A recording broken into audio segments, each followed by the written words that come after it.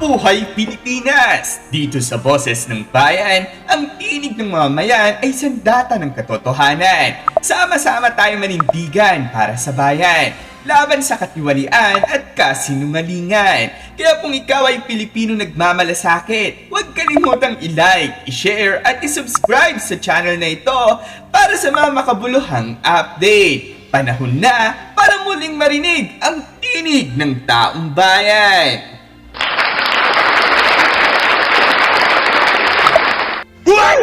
Ayon sa mga lumalabas na ulat mula sa mga legal observer, hanggang July 1 na lamang umano ang ibinigay na panahon sa ICC prosecutor upang maisumite ang lahat ng ebidensya sa pre-trial chamber kaugnay ng kaso laban kay dating Pangulong Duterte. Batay sa kampo ng depensa, mahalagang malaman nila ang buong nilalaman ng ebidensya upang makapaghain ng maayos na tugon sa confirmation of charges.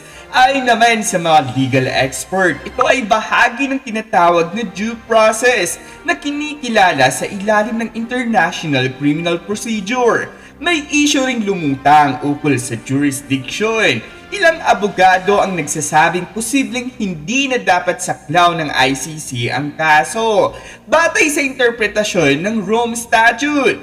Lalo na't 2 taon na ang nakalipas bago sinimulan ang preliminary investigation matapos bumitiw ang Pilipinas sa ICC.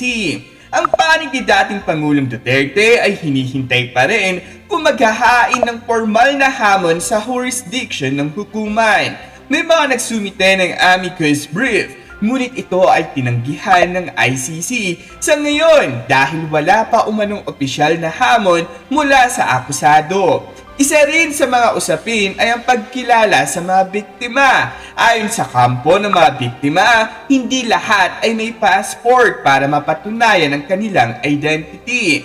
Batay sa desisyon ng pre-trial chamber, tinanggap ang iba pang uri ng pagkakakilanlan tulad ng national ID o pagsaksi ng mga taong makakapagpatibay ng pagkakakilanlan ng biktima. Sa kasalukuyan, wala pa rin inilalabas na motion for provisional release. Ngunit ayon sa ilang ulat, ito ay sinasapinal pa ng depensa.